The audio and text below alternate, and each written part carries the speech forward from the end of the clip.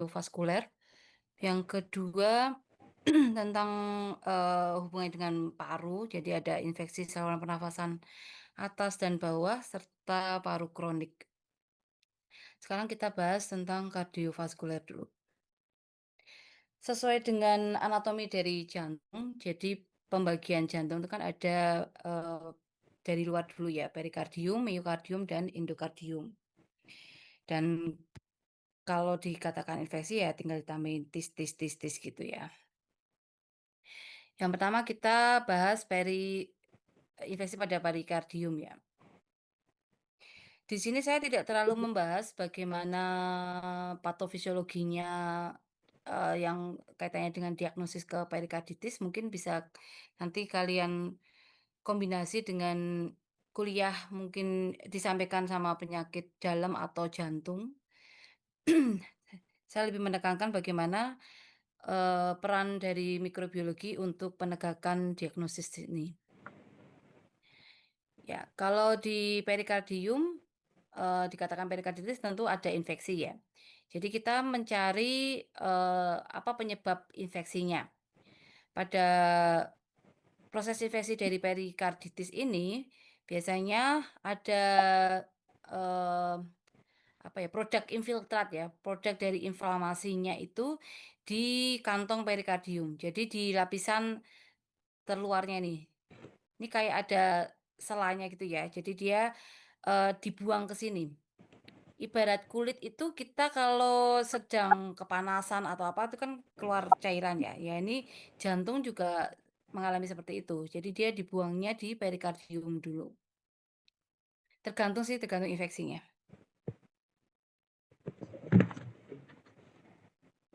Ini sepintas saja, jadi tentu ada penyebabnya, entah bakteri, entah virus atau apa. Terjadi reaksi respon imun pada tubuh kita sehingga menghasilkan produk inflamasi yang berupa neutrofil atau mediator-mediator yang lainnya, sehingga produk-produk itu me apa, berkumpul jadi satu, yang akhirnya dia, kayak karena berkumpul dia kayak membengkak gitu ya, sehingga menyebabkan terjadinya perubahan pada vaskularisasi. Akibat dari edema itu, yang bisa menyebabkan, otomatis gerak jantungnya jadi terbatas ya. Jadi kayak, kita kalau kalau ibarat ibarat kata kayak kita bernafas ya, kalau kita nggak ada hambatan kan bisa tarik nafas dalam, keluar. Dan ini jantung kan berdenyut, denyutannya itu konsisten. Ketika ada hambatan seperti edema, jadi dia kayak tertahan, tidak bisa berdenyut, secara spontan ya, yang akhirnya bisa mengganggu proses vaskularisasi dan cardiac output-nya jelas, menurun dan akhirnya suara jantungnya juga melemah.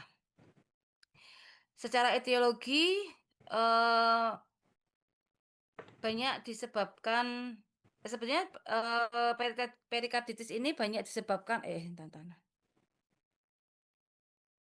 banyak disebabkan oleh demam rematik ya, tapi ada juga peran dari infeksi yang paling banyak disebabkan oleh bakteri, bisa Mycobacterium tuberculosis, Streptococcus, atau Staphylococcus ya. Virus juga, jamur jarang. Kemudian, perikarditis biasanya ya karena paling banyak disebabkan demam rematik, ada kaitannya dengan autoimun ya. Kemudian gangguan metabolik juga bisa, tapi sangat jarang. Kanker, karena pasien dengan imunokompromis, adanya trauma ini jelas ya, tapi ya jarang kejadiannya. Dan ada juga yang tidak jelas penyebabnya apa, tapi seringkali juga itu virus, gitu. Manifestasinya, khasnya adalah nyeri dadanya itu tajam ya, seperti terbakar, terus letaknya di agak tengah, jadi retrosternal, dan bahkan bisa menjalar ke bahu. Bedakan dengan angina ya, kalau angina kan hanya nyeri dada, bisa menjalar.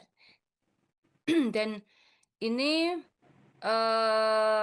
apa istilahnya, agak membaik kalau kita duduknya agak ke depan, gitu ya.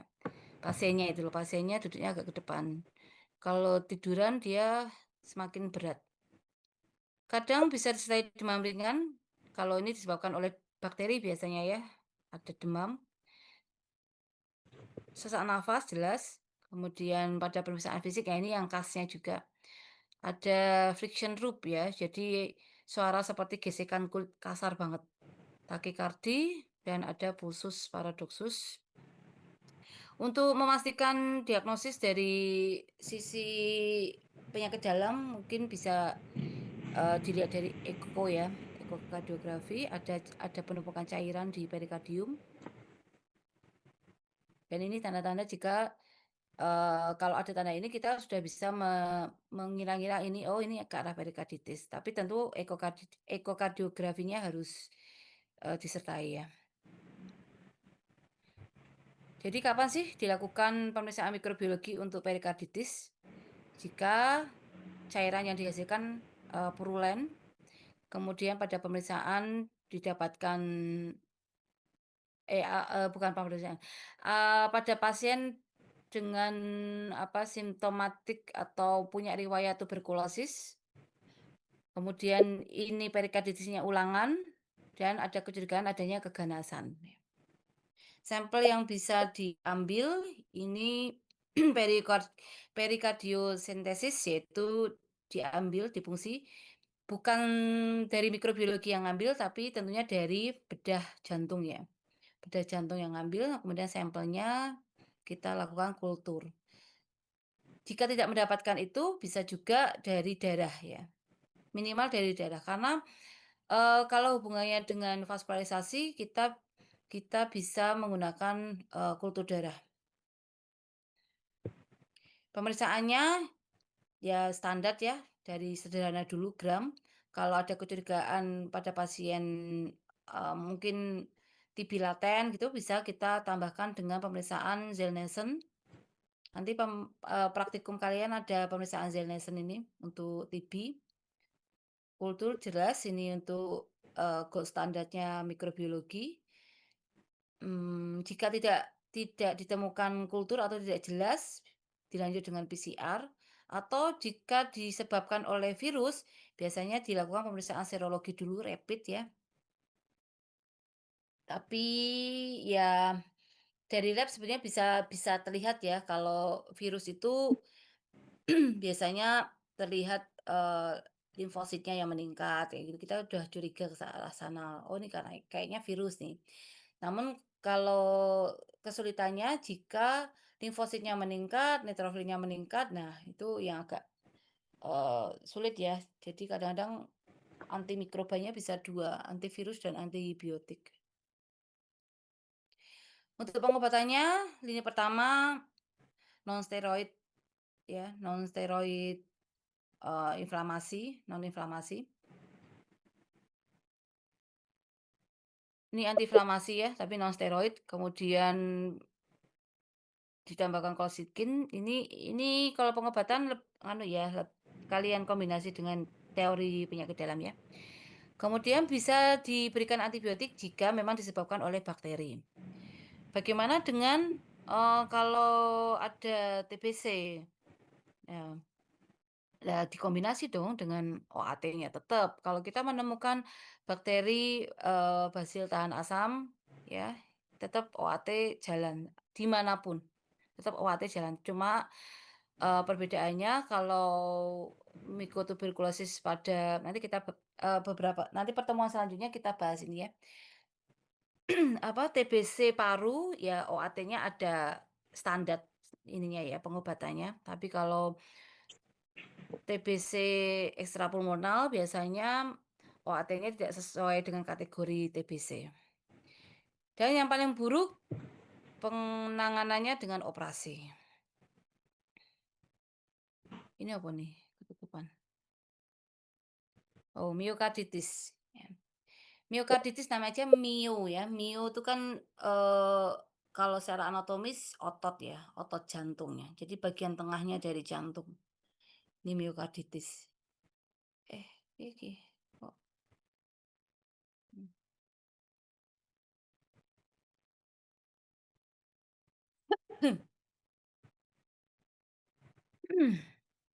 Akibat dari adanya miokarditis, ya gangguan ini ya, kontraksi jantungnya, kadang-kadang bunyi jantungnya tidak reguler ya, bahkan bisa sampai gagal jantung. Ini mirip dengan infak miokard, tapi saya lupa ya infak miokard tuh gejalanya gimana ya, nanti di anu ya, kalian kalian kalau belajar tuh misalnya apa, ketemu apa, coba dibandingkan. Kadang kalanya itu manifestasinya hampir mirip.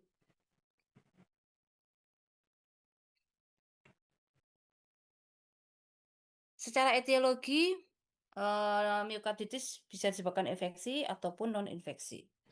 Kalau infeksi paling sering itu virus sebetulnya untuk miokarditis.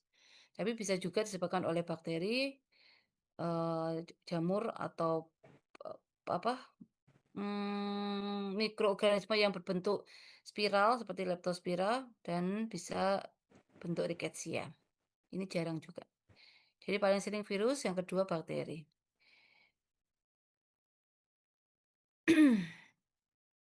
Untuk non-infeksi autoimun ya. Seringkali kalau tiba-tiba sakit jantung, nyeri dada, tidak ada riwayat keluarga, tidak ada suatu yang apa istilahnya, stresornya, itu kita curiga, "Oh ini kayaknya autoimun ya." Apalagi kalau ada gejala yang lainnya seperti rheumatoid arthritis, lupus. Nah, kita boleh sih was-was, eee, apa, bisa menjalar ke jantung mungkin.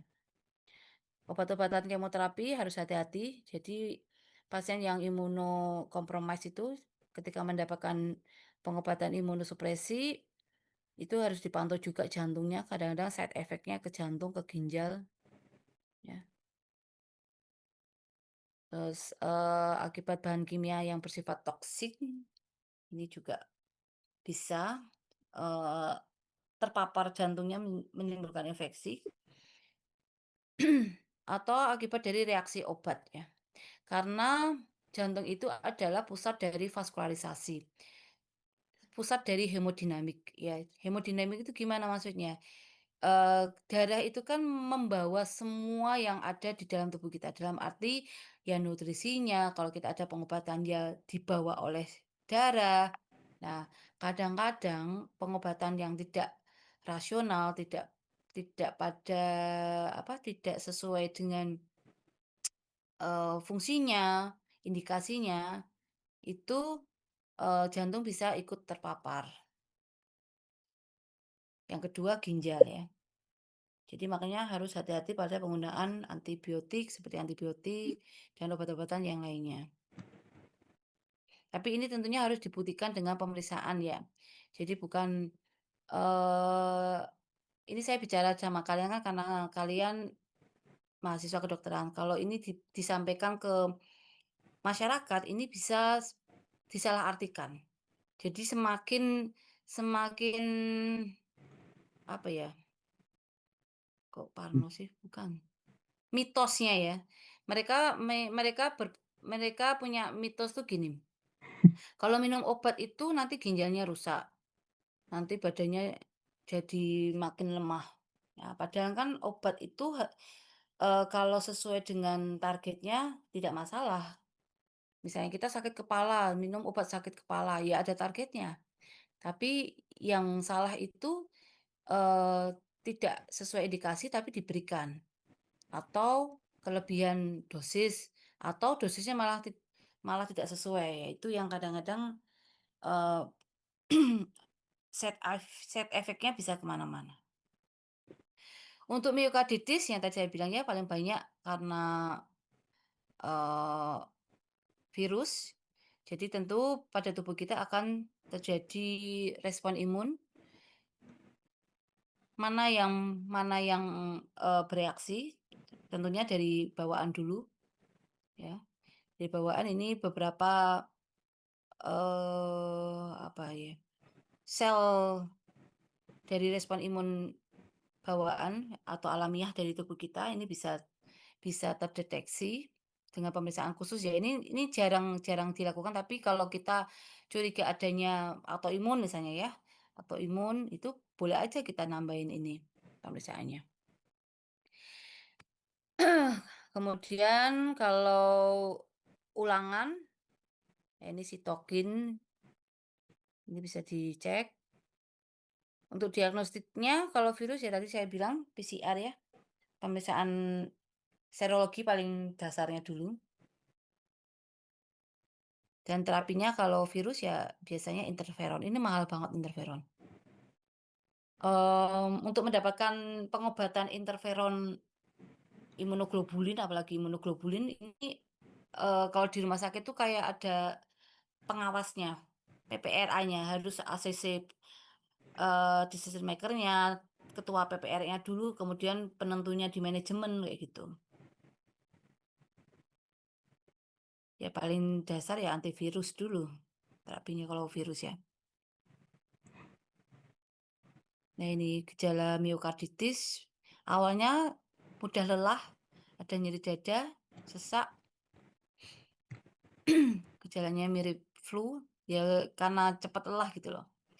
Kemudian keluhan lainnya dengan, pemeriksaan denyut jantung, denyut nadi itu, tidak reguler, apakah ada sesak nafas atau edema, ini kita bisa curiga ke arah miokarditis. Tentunya selanjutnya harus ditunjang dengan pemeriksaan yang lainnya ya. Untuk virus, sampel yang bisa digunakan, bisa jaringan, bisa darah, swab, feses loh kok. Feses kenapa? Karena ada virus seperti Coxsackie-virus, Ecovirus itu kan, dia ada di saluran pencernaan ya. Jadi bisa juga kita ambil di feses. Ini biasanya pada anak-anak kalau kalau yang feses. Anak-anak kan susah ya ngambil darah, jadi kita bisa alternatifnya kalau nggak nasofaring, swab nasofaring atau feses. Untuk bakteri, darah hampir sama kayak ini nasofaring jarang ya karena bakteri itu, eee, bisa beredar, tapi kalau virus kan dia kebanyakan memang bersembunyinya di area saluran nafas ya. Jadi swab nasofaring bisa dilakukan. Jamur bakteri sampelnya sama. Kalau bakteri, khususnya ya untuk pengambilan darah itu bukan bakteri sih. Kalau keadaannya sepsis, maaf ya, saya ralat. Kalau keadaannya sepsis, itu, eee, wajib dilakukan kultur darah. Kalau pasien sampai keadaan sepsis, itu wajib dilakukan kultur darah. Pada imunokompromis, selain kultur darah, juga minta rujukan untuk kultur jamur, ya, disarankan untuk dilakukan kultur jamur. Karena pasien imunokompromis itu, sekunder infeksi ke arah jamur sangat berpotensial sekali. Sekarang endokarditis bagian dalam dari jantung. Jadi ini biasanya karena loh, oh gitu lupa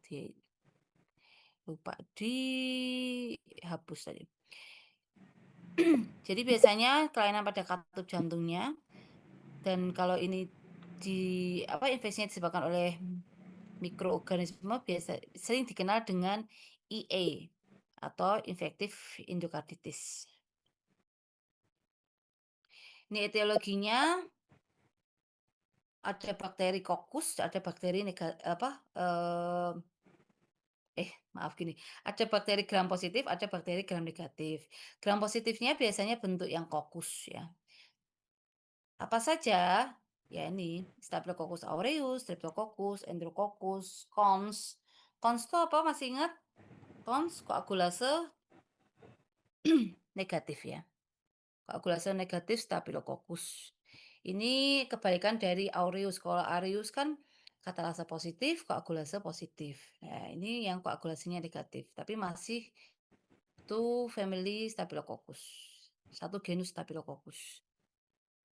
Untuk bakteri gram negatif bisa Pseudomonas, ini paling sering. Chlamydia, ingat chlamydia susah dikultur, tapi bisa, tapi waktunya lama. Dan ada beberapa bakteri yang lainnya, ini Hcek itu bakteri yang, fastidius, jadi memang susah tumbuhnya, kita kategorikan dengan Hcek ya, Haemophilus, terus Actinobacillus, Cardiobacterium, Legionella. Sering tapi, susah tumbuhnya, lebih susah daripada yang ini. Jamur jarang, kecuali pada pasien imunokompromis ya, bisa sering. Untuk klasifikasinya, eee, kita bedakan menjadi 2 berdasarkan perjalanan penyakit, yaitu akut, biasanya disebabkan oleh aureus, nanti ada penjelasannya. Kemudian subakut, ini Streptococcus viridans.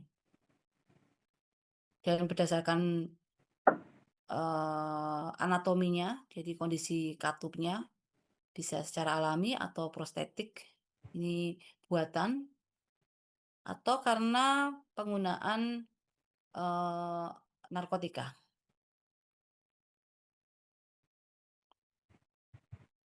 Ya, ini berdasarkan perjalanan penyakitnya, tadi subakut Streptococcus viridans, ini termasuk, masih ingat ya, termasuk alfa hemolitik. Untuk perbedaan simptomatiknya, kalau subakut ya agak lambat ya, kalau dibanding akut. Akut tuh cepat, progresif. Terus yang kedua, demam. Kalau akut demamnya tinggi, kalau subakut, eee, kadang tidak demam atau demamnya ringan, tapi menggigil. Jadi nggak demam, kalau demam tinggi menggigil wajar ya. Kalau demamnya semelenget atau demamnya biasa aja itu menggigil.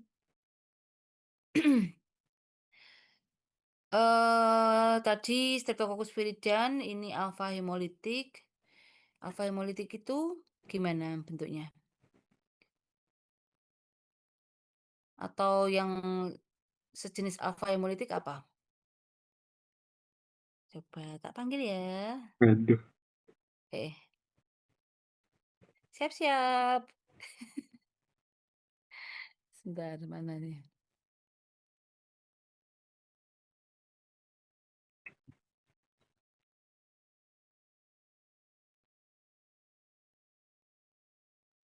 Rahma, Rahma Fadlah.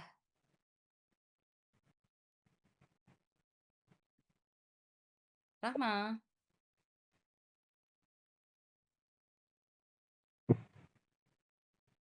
ya, ayo dong.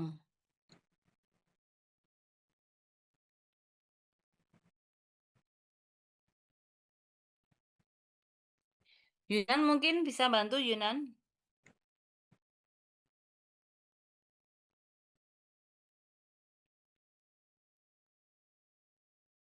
Halo? Kalau ditanya, ini lah kalau kalau kuliah online tuh kayak gini kayak enaknya ya. Kalau ditanya pura-pura nggak denger.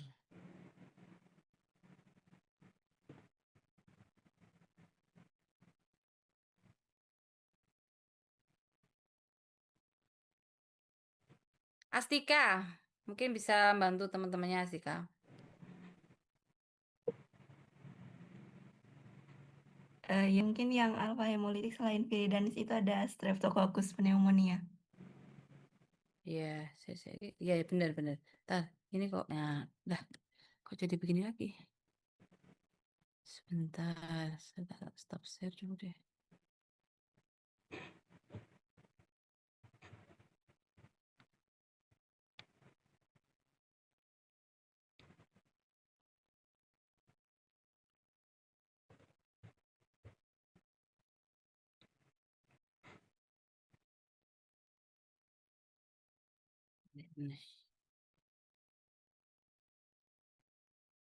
Ya, Streptococcus pneumonia ya.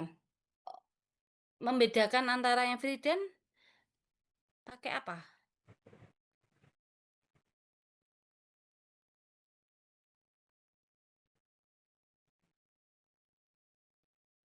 Arina. Arina Rusyida. Ayo toh, jawab toh. Jangan yang pinter Astika aja nanti. Yang lainnya harus pinter. Firman, Firman.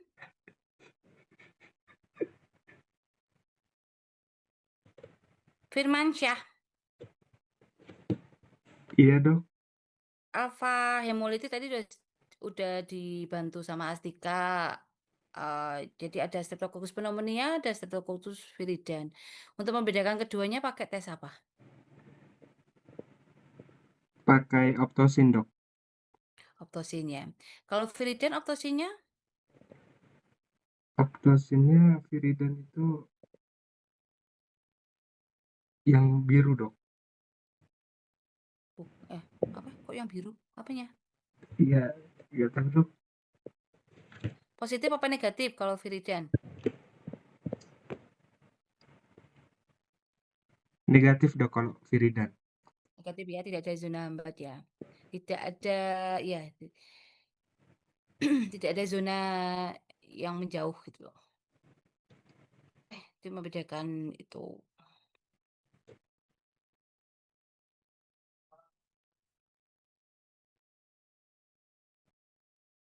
Baik, kita lanjut. Ini patofisiologinya. Kalau endokarditis biasanya memang bakteremia ya. Jadi ada mungkin bisa dari sumber yang lainnya, kemudian beredar melalui pembuluh darah sampai akhirnya ke endokardium.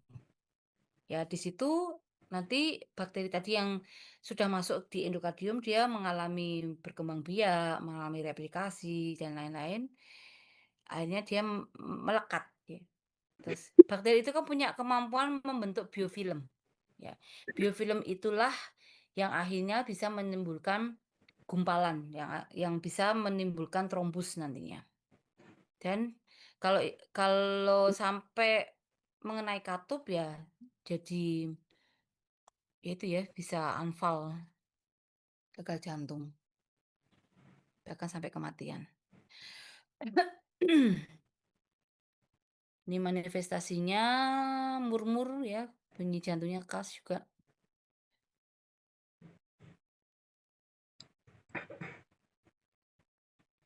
Faktor risikonya pada yang prostetik ya, katup yang prostetik itu paling sering.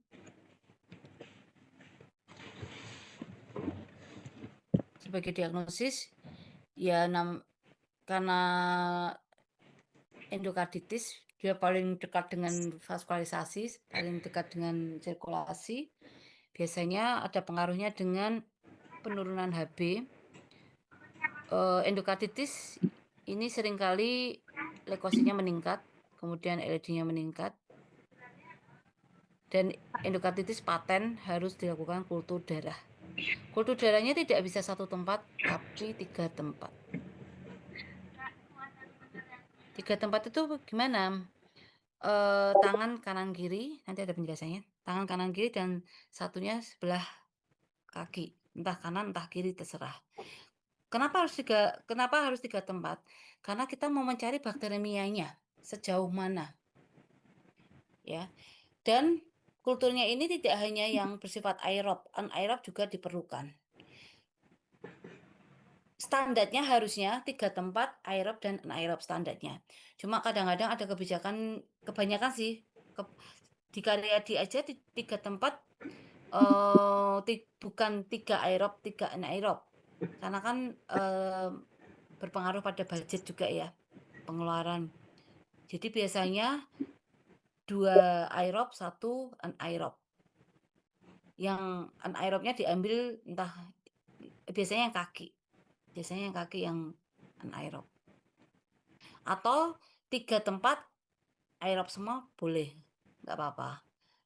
Kalau aerob tidak ditemukan, baru nanti setelah 5-7 hari atau kita evaluasi perkembangan pengobatannya, ya salah satunya anaerob. Mengakalinya kayak gitu. Tapi liga artisnya harusnya diperlukan 6 botol ya, 3 aerob, anaerob. Ini untuk diagnosis endokarditis, ya, ada DUK kriteria, baca aja. Nanti lebih spesifik pada yang menyampaikan ahlinya. Nah, ini yang tadi saya bilang ya. Jadi kultur darah itu botolnya khusus. Lah nggak pakai cawan PT dok, tunggu. Jadi di sini dulu ditaruh di baktek, ini namanya baktek. Ditaruh di baktek. Kalau pada orang dewasa itu satu botol ini diperlukan 10 mili. Ya. Jadi bisa dibayangkan, makanya pada pasien endokarditis itu kadang-kadang kasihan ya. Dia mungkin kondisinya juga anemia, terus ditusuk-tusuk itu juga resiko loh. Orang dengan kondisi yang nggak stabil, masih sepsis gitu, ditusuk-tusuk itu sebenarnya resiko. Tapi kita butuh diagnosis. Belum lagi susah ngambilnya. Ya. Perlu diingat pada pengambilan kultur darah ini tidak seperti pengambilan darah kayak pemeriksaan pemeriksaan patologi klinik. Jadi dia benar-benar asepsis ya. Dikasih povidone iodin dulu ya. Kemudian kalau biasanya handscoon-nya harus handscoon steril biasanya. Lebih bagusnya handscoon-nya steril karena seringkali pernah kita temukan itu kontaminan. Jadi kontaminannya kita cross check lagi kok. Keluarnya kan Staphylococcus epidermidis. Itu kan flora kulit ya. Nah, kita koreksi. Semestinya pakai handscoon steril pada saat ngambil.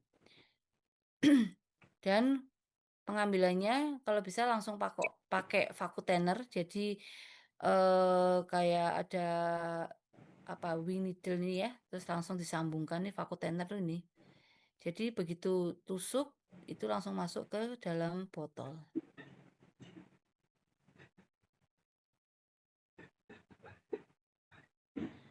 Kalau nggak punya gimana ya, itu beda cerita. Kalau nggak punya ya mau gimana lagi, kita pakai spet ya, pakai spet.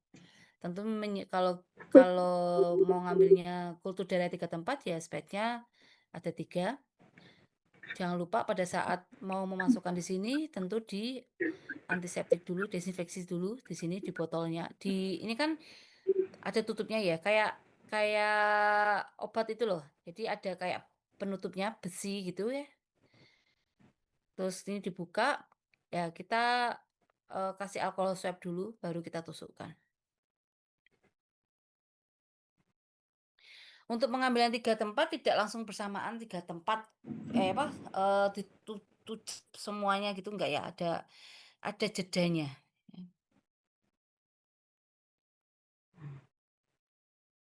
Sampai pada kultur darah sampai pada botol yang harusnya botol ketiga, itu dalam waktu pokoknya total itu kurang dari 1 hari, kurang dari 24 jam.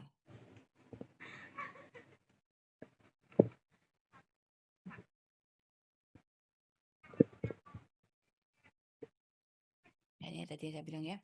Jangan lupa dikasih identitas, sama lokasinya di mana. Tangan kanan kah, tangan kiri kah, ditulis ya. Ya. Nih alat untuk inkubatornya khusus baktek ya. Jadi inkubatornya tidak seperti inkubator yang ada di lab, inkubatornya khusus. Kita tunggu. Kalau 3 tempat, estimasinya gini, kalau 1 tempat, estimasi kultur darah gini ya, kalau kultur darah 1 tempat, itu lamanya 5 sampai 7 hari. Kalau 2 tempat, bisa 2 minggu, kalau 3 tempat bisa 21 hari. Jadi kalau misalnya ruangan kok lama hasilnya, lah kita pastikan kultur darahnya kemarin ngirim berapa, ngirim 3 botol, berarti 3 tempat. Oh, yaitu ditunggu sampai paling lama 21 hari. Nah, masuk ke praktek ini, kita kan ini diinkubasi ya, diinkubasi sampai ada indikator nyala. Jadi sampai lampunya nyala di dalamnya ini. Kemudian baru kita ambil botol itu kita keluarkan. Kadang memang bisa tidak bersamaan 3 botol ini. Ada satu dulu yang apa, sudah nyala. Nyala itu maksudnya apa? Nyala itu berarti terdeteksi adanya bakteri, ada mikroorganismenya. Kalau belum nyala, ya ada 2 kemungkinan. Satu memang steril, tidak ada, mikroorganismenya. Yang kedua, atau spesimennya jelek, sama yang ketiga, terlalu banyak mikroorganismenya. Jadi kedeteknya itu nggak jelas ini apa gitu, bisa juga dianggapnya kontaminan. Ya, jadi ada kemungkinan 3 ya, satu steril kalau tidak nyala, yang kedua produknya jelek, yang ketiga kontaminan, terlalu polimikrobial. Setelah positif, kita ambil ya, kita SPET, kita ambil darahnya ya, ini dikocok dulu. Dikocoknya jangan kocok-kocok kayak kocok botol gitu ya. Ya apa, dibolak-balik gitu aja. Hanya sekali aja nggak apa-apa, sekali karena biar rata, karena kita nggak mungkin menjangkau sampai ke bawah ya, waktu ngambil SPET. Jadi kita ambil kurang dari 1 cc lah. Kemudian kita teteskan pada pada apa, media blood agar ya. 1 tetes, baru kita strik 4 zona.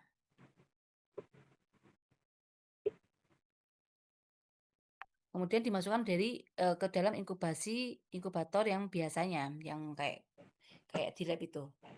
Kita tunggu 24 jam, kita amati penyebabnya apa, ya. Nah, ini kalau di sini terlihat ini alfa hemolitik ya, warnanya agak kehijau-hijauan gini. Hemolitik sebagian. Kalau untuk memastikan, oh ini apakah pneumonia atau viridan, nah, dilakukan tes optosin. Kalau ini sekaligus selanjutnya dilakukan uji AST ya. Jadi makanya kenapa lamanya itu ada di sini, di baktek ini. Kita menunggu, kita nggak bisa ngapa-ngapain. Kita nunggu sampai nyala. Indikatornya nyala. Faktor-faktor yang menyebabkan hasil kultur negatif. Kultur diambil setelah fase kronik. Ya sudah terlambat kalau fase kronik. Harusnya pada saat lagi apa, ada gejala gitu lebih bagus. Boleh sih kronik, tapi apa ya istilahnya, kita mau memastikan tadi ya, yang penyebabnya apakah ini akut, subakut itu kan susah. Jadi semakin cepat semakin bagus kalau untuk endokarditis. Semakin kita menemukan penyebabnya apa, semakin penanganannya bagus. Ya. Untuk pengambilan kultur darah biasanya sebaiknya sebelum diberikan antibiotik. Lah kan kita nggak tahu, misalnya ada pertanyaan, kita kan nggak tahu kalau, bakalan dikasih penunjangnya kultur darah. Boleh kalau sudah pemberian antibiotik, sudah terlanjur diberikan antibiotik, mungkin pada saat di IGD terjadi sesuatu yang serius dan harus segera dikasih, antibiotik, terus, masuk ICU, dokternya menyarankan untuk dilakukan kultur darah. Gimana caranya? Biasanya antibiotiknya di-stop sebentar, ya, di-stop, 6 sampai 8 jam. Kan biasanya antibiotik itu kan ada durasinya ya, ada intervalnya. 6 jam kah, 8 jam kah, 12 jam kah. Nah, dalam interval itu di-skip sebentar, di-skip, jadi dilewati. Baru kita ambil kultur darah. Walaupun sebetulnya, kurang bagus ya kalau sudah terpapar antibiotik. Karena kan sudah ada penekannya untuk bakteri itu. Bisa jadi bakteri nggak mau tumbuh, tuh. Jadi perlu dicatat, di formnya itu perlu dikasih keterangan, sudah mendapatkan antibiotik ini, terakhir jam berapa. dan pada saat pengambilan darah jam berapa. Itu sangat membantu untuk diagnosis mikrobiologi. Karena tadi, kalau sampai, apa namanya, nggak nyala-nyala lampunya tadi waktu di inkubator, ya tadi produk jelek itu karena sudah terpapar antibiotik, kemungkinan juga bisa karena itu.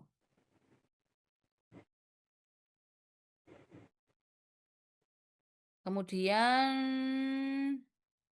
kultur darah negatif ya karena penyebabnya jamur, ya. Sebetulnya kalau kultur darah di blood agar itu kadang bisa terlihat jamur sih, tapi kadang bentuk jamur itu ada yang mirip kayak ada mirip kayak koloni bakteri ya.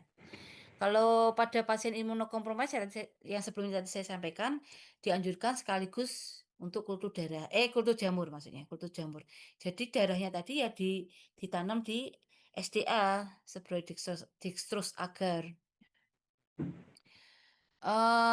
Kemudian, bisa juga karena penyebab bakterinya itu bukan penyebab bakteri yang bersifat ekstraseluler, tapi intraseluler. Intraseluler contohnya ya ini Rickettsia, Chlamydia, mungkin tuberkulosis ya atau virus, atau penyebabnya bukan infeksi, yaitu yang bisa menyebabkan kultur darahnya negatif. Hal yang perlu diperhatikan, kapan pengambilan sampel darah? Ini ya, terutama pada sepsis, ini harus segera. Kalau orang dengan infektif endokarditis disertai dengan sepsis, segera. 3 tempatnya juga dikasih jeda, sesuai aturan ding, sesuai aturan. Tapi jangan terlalu lama gitu loh. Terus apa nih, harus diambil pada waktu yang berbeda dalam 1 jam sebelum pemberian terapi empirik tadi ya. Sebaiknya sebelum terpapar antibiotik. Sampai kapan inkubasi kultur darah? Untuk ini kalau tadi nggak nyala-nyala lampunya, ya kemungkinannya bisa tadi saya bilang kontaminan atau penyebabnya bakterinya yang lainnya, banyak. Perlukah kultur darah ulang? Ya dievaluasi sebetulnya ya, dievaluasi perkembangannya. Sudah diterapi antibiotik kok masih tidak ada perbaikan, boleh disarankan untuk kultur darah ulang. Semua itu kembali ke klinis ya. Jadi, kita itu hanya membantu klinisi untuk memastikan diagnosis. Kondisi pasien bagaimana, itu klinis yang tahu. Apakah apakah, saran yang kita berikan itu perbaikan atau tidak. Kalau tidak perbaikan ya diulang, kita cek lagi. Kemungkinannya, bisa juga kultur darah yang kedua bakterinya berbeda, itu bisa juga. Karena kita tuh karena ini kaitannya dengan kebijakan rumah sakit ya. Kita mengambil bakteri itu misalnya polimikrobial, itu nggak semuanya diambil, maksimal tuh biasanya 2, gitu loh. Jadi kadang-kadang bisa juga kultur darah yang kedua itu beda bakterinya mungkin, karena yang pertama tadi sudah teratasi, tinggal yang, bakteri yang lainnya.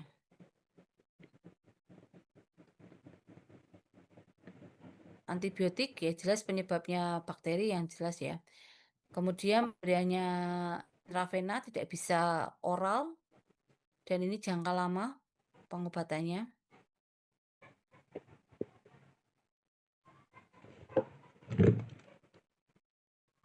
Pembedahan lihat kondisi ya, kalau sampai dilakukan pembedahan lihat kondisi pasiennya stabil atau tidak.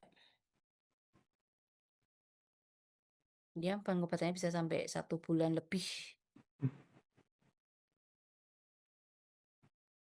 Ini komplikasinya gagal jantung, metastasis kemana-mana. Oke, selanjutnya demam rematik. Demam rematik ini biasanya, disebabkan oleh Streptococcus hemolitikus, yaitu biogenes, atau virus. Virusnya ini ya, Coxsackie, measles, tapi masih paling sering pokoknya paling sering beta hemolitik.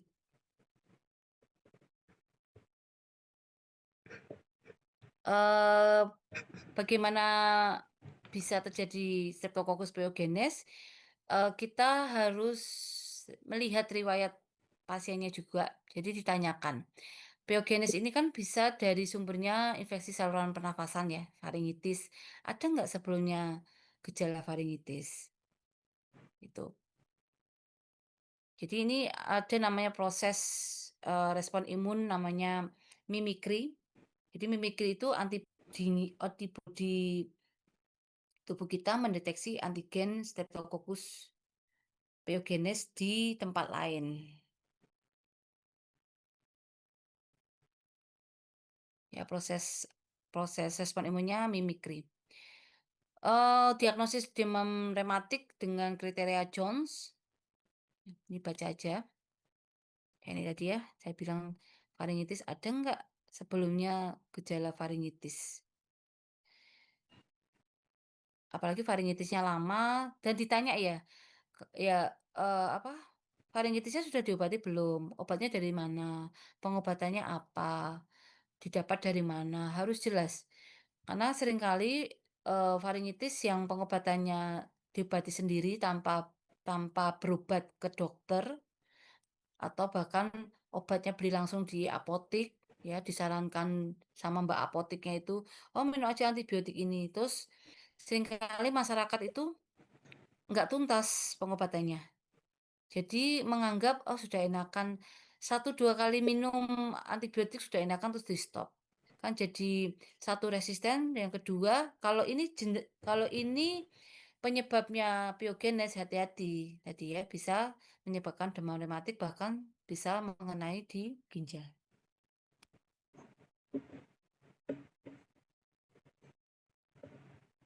Diagnosisnya dengan swab tenggorok, bisa juga serologi tapi ini jarang, saya juga belum pernah ngelakuin.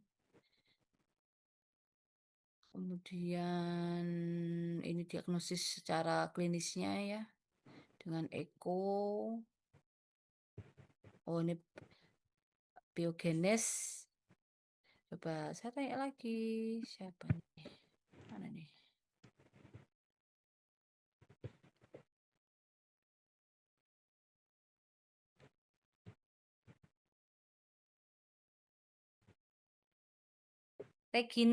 Regina Mahalia.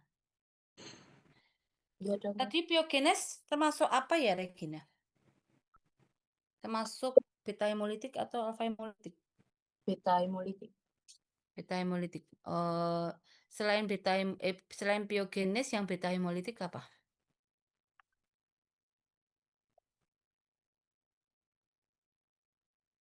Yang pneumonia, Streptococcus pneumonia. Pneumonia kan tadi udah dibahas, itu alfa hemolitik. Yang beta hemolitik selain biogenes ada satu lagi apa? Agalaktik. Agalaktik. Untuk membedakan antara biogenes sama agalaktik pakai tes apa? Klasifikasi, Dokter. Yang positif yang punya siapa?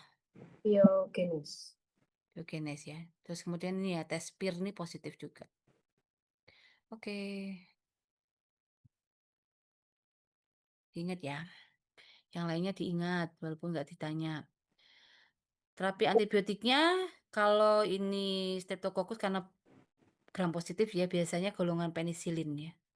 Tapi khusus endokarditis penisilin G. Ya. Diberikannya lama. Sampai dilihat kondisinya. Oh, sudah selesai. Ada pertanyaan nggak?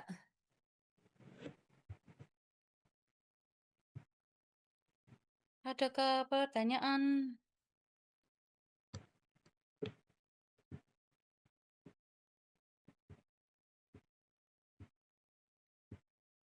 Tidak ada. Kalau tidak ada, saya akhiri. Belum ada, Dok. Oke, ya nggak apa-apa. Mudah-mudahan bisa dipahami ya. Sebetulnya penyakit kardiovaskuler masih lebih mudah daripada pulmo ya.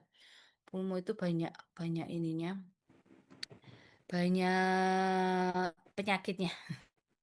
Kalau ini kan kalau dari mikrobiologi yang sangat urgensi itu yang endokarditis, sangat urgensi. Ya udah, kita akhiri kuliah hari ini. Semoga bermanfaat buat kita semua. Dan semoga kalian dalam keadaan sehat. Nanti kita bisa ketemu minggu depan. Tanggal berapa ya? Kuliah lagi. Tapi minggu depan kayaknya praktikum ya. Tanggal 17 itu praktikum. Kita akhiri. Wassalamualaikum warahmatullahi wabarakatuh. Waalaikumsalam warahmatullahi wabarakatuh. Waalaikumsalam warahmatullahi wabarakatuh.